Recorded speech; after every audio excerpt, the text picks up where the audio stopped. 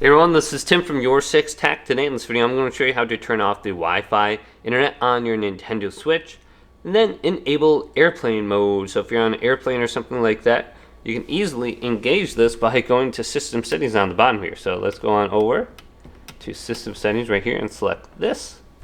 And then there is an option. This is the first option for me, airplane mode. So just go ahead and go to the left here or the right and then go to A and turn this on.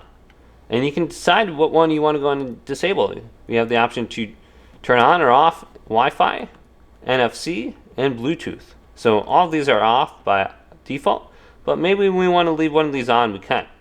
So it says Wi-Fi, connect to the internet and communicate with other Nintendo Switch. So we can turn this on and then still have airplane mode on. So this is an easy way to basically turn off the internet on your Nintendo Switch. But you can still be connected to the internet down here.